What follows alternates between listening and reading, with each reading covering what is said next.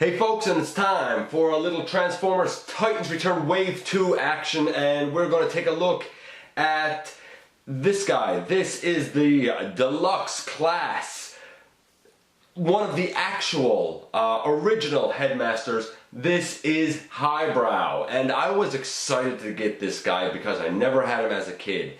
And he's interesting. He's actually more interesting than I thought. Now, I'm not telling you right off the bat if he's more interesting in a good way or a bad way, but stick around and we're going to get into everything to do with this guy in the latest GotBot True Review.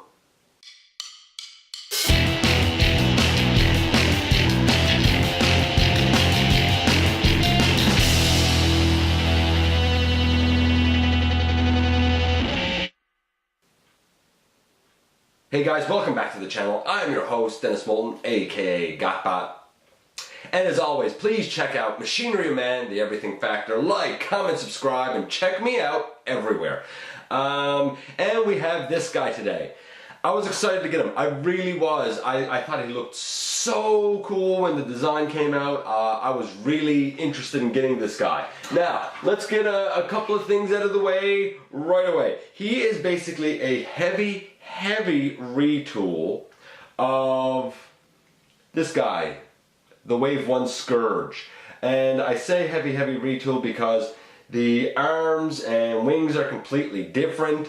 Talking about Hardhead, or Highbrow now. He has different wings. He has a cockpit that flips up over. But the leg transformation is basically the same thing. In fact, he still retains, even though he doesn't have his legs turn around. In fact, you're putting on a little bit of stress if you try to do that. He still retains the collapsible torso of Scourge. But the long story short is the back of Scourge's legs are basically the front of Highbrow's legs. And the front of Scourge's legs with his little tiny feet are basically the back of Highbrow's legs. Except Highbrow does suffer from having some hollowness in the back of his legs, but that's because of transformation. This is the way I got mine at a package, well, almost. And I'll explain why almost right away. When I got him in a package, naturally the blasters weren't up on his arms, so I'll take those off for now. We'll talk about them in a few minutes. And I did add one paint app to this guy. His hands are actually gray like the rest of his arms. I painted them blue. Besides that, this is the way I got the guy at a package. And on mine, this little chest piece was not pulled out, even though in transformation it says that you are supposed to extend that. I guess it's really up to you if you want to have the little chest piece out or not. I'm kind of cool with it out. I'm alright with it. It doesn't really serve a purpose other than that. I guess it's supposed to be for accuracy. I thought about doing some paint work on his head because from the Rebirth episodes, his head was actually more of a beigey, very light brown color, but I love the gunmetal gray.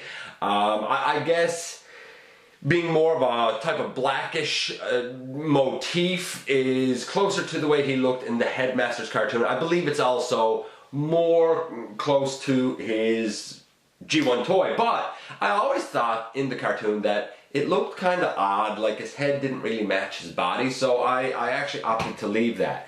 That being said, his paint apps overall, because I had to add the fist color and because I had to kind of accept the head being a little bit different than what it should be, I'm going to give his overall paint apps an 8.5. They're good, but I had to do a couple of things. I'm okay with it. It's no mistaking to me that it is Highbrow.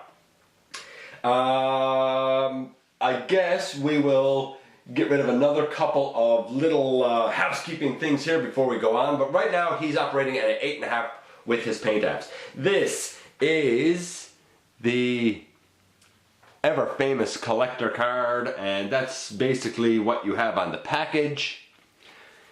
Naturally, these are the Stats, I think most of them are kind of okay. I would have sort of expected his strength and his intelligence to be switched around.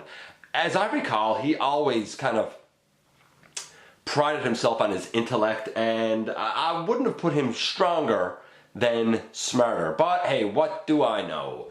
Here is the highbrow box art and the back of his. So, you know, there's how highbrow looks, and his Titan partner gives him the power to manipulate gravitational fields. So anyway, for anyone who's into the box art, there you go. A little bit of box art for you there. We also have him come with these two little gunmetal gray blasters. These two right here, and these are pretty much the same thing. They're like a mirror image of each other for the most part, and I like them. They look really good. They're nice, you know, they're nice weapons. You'll notice that this one has two blue tabs on it, and this one actually has two vertical slots. That's because you can take these two and you can, if you are so inclined, put them together, and of course we can put the Titan Master guy in here. So I will lay that aside just for a moment. We will take him out of it and take a closer look at his head, that being his Titan Master partner Xort. And here is a look at Highbrow's head. It's really nice, like I said, more of a gunmetal gray than the color that you would think it should be. But I think it looks good. Of course, this guy transforms the same. He opens up. He has the little ball peg on his head. His is actually extremely tight, even though I've heard of it being wobbly like Scourge's. Mine is quite tight. He has the little ball joints on his arms. His legs do have the hole for a pin. I don't think there's a pin in there on this guy. I don't believe there's actually a pin in there. He has the same articulation. Again, he's a 2 or 3. You know, he's all right. You can take the blaster, and he doesn't really sit down. You use, okay, see if I can show this. Down in, when you put these two blasters together, you actually have two pegs down in the little crevice, I guess we'll call it, and he of course has two holes on his feet, as all these Titan Masters do, and you basically put him down over the pegs. Actually, I guess you can sit him down, and you sit him down like this. He kind of sits up on the edge of it. All right, whatever.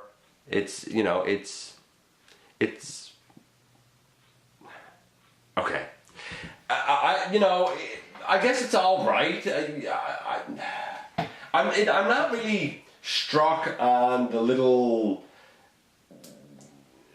weapon vehicles for these guys. I mean, some people really dig it, and hey, that's cool, but I don't know. I don't see the point. These guys are first and foremost head to me. But hey, if you dig it and you like, you know, using that feature, it's an option. It's there for you. Anyway, here we are back with Highbrow in all of his glory. We'll move, I guess, shortly into articulation, but before that we will just do a quick comparison of him next to Hardhead. And I took a look at Hardhead some time ago. In fact, it was back in episode 151, so we'll take him out of it. Of course, he scales quite nicely with him. The articulation, when he is a helicopter, he's a fine helicopter, I guess, although I do find that the blades, the rotors do tend to sometimes kind of bang into each other if you're actually twirling them, but I think a part of that problem has to do with out of package. One of mine is kind of bent. Maybe I can fix it with a blow dryer or something. We'll see. But that's slightly unfortunate. It doesn't really matter to me because I'm not really twirling his helicopter blades a whole bunch. In this mode, you have very tight shoulders way out to the side and down. You have very tight biceps. In fact, one of them popped out on me. It's just a mushroom peg. I just put it back in.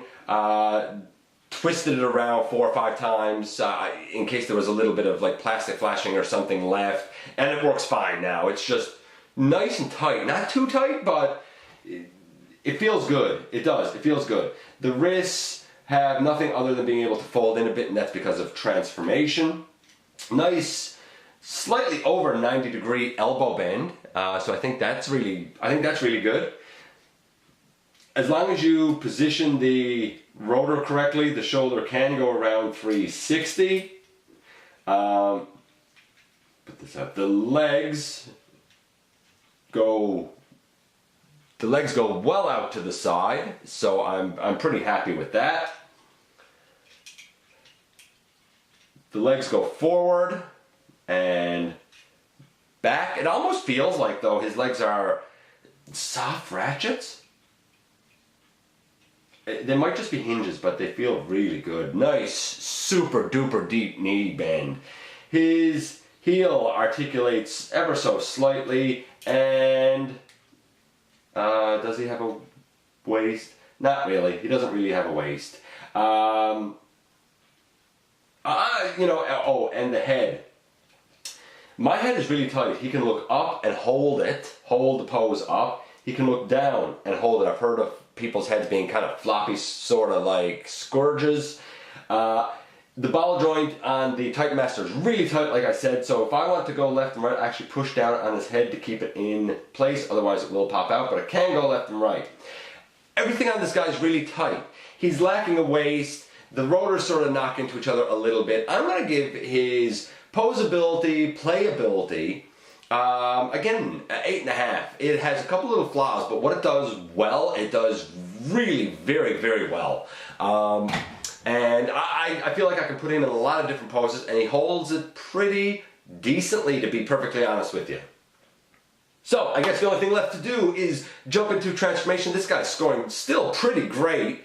That being said, I do feel like this guy's probably the weakest of the wave, and that's saying something. When I look at this guy and say, hey, he's the weakest of the wave, and he's still scoring, at 8.5, I think that's pretty impressive. Okay, I think that's enough of me jibber-jabbering about the good and bad of this guy. We're going to jump right into transformation and start by taking out Xort. Xort is out of here for now.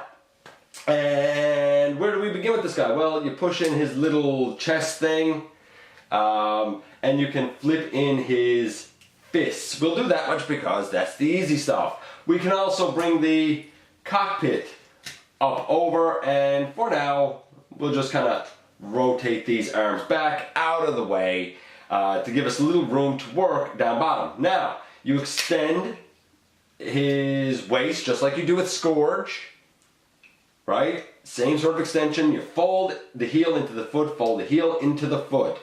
Now, you would probably be tempted to turn the legs so that the toes face each other and then flip them up over the thighs. But that's not exactly what you need to do, because you need to have the tail fin, right at the back of the helicopter. So you actually turn the thigh out and turn the thigh out, and then you bend up at the hip and bring the whole leg up onto itself, bend up at the hip, bring the whole leg up to itself, and now these two legs will tab in. I'm going to tell you now, the tabs on mine are extremely tight, but I feel like that is a case of, results will vary. Yours might not be, but mine is really, really tight to get together.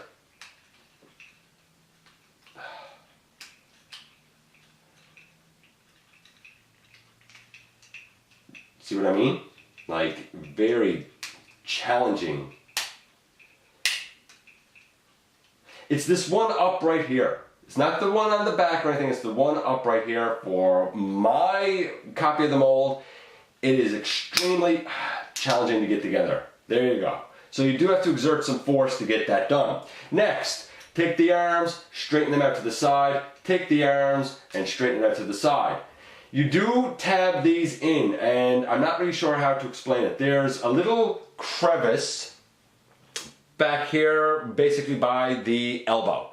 And there's a little, maybe I could do it this way? there's a little tab right here on the blue. You need to kind of angle the shoulder so that that little tab goes into the crevice by the elbow. And you need to do that on both sides. And I might have my shoulders down slightly too far.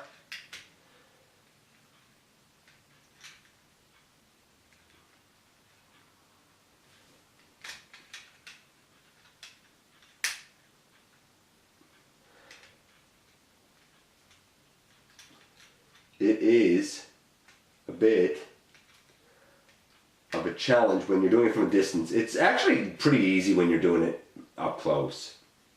Give me a second, I'm going to put these in and come right back with them done. And boom, there you go. Now I got them put in. I guess the little crevice that it goes into is probably up ever so slightly higher on the arm than I thought. This is the way he looks in helicopter mode. I think it looks great, to be honest with you. I think it looks really cool. He has the two blades. You can probably see that this one in particular on mine is, see if I can get it behind my hand here. It's kind of bent. The other one isn't. The other one seems fine.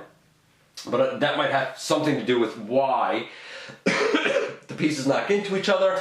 You can take his gun thing. You could take his gun thing, we'll lay him down. You can put Xort back in the gun thing and sit him down, and you could come here and put it in on the side like this if you think that looks good. Or you have another option. You could always take Xort and place him inside the cockpit. That opens out that way. Put Xort in there. That's cool. And you can even flip down. Which way do I do this? You can even flip down this little landing gear and lay him down, and he's not quite the way he should be. Why? Because you need to kind of add the guns in the right location under his wings. Now you can put the guns way out on the tips, but they will be down so far that the landing gear won't touch. Or you could always place them in close to the arms, there and right there. And now when you lay him down,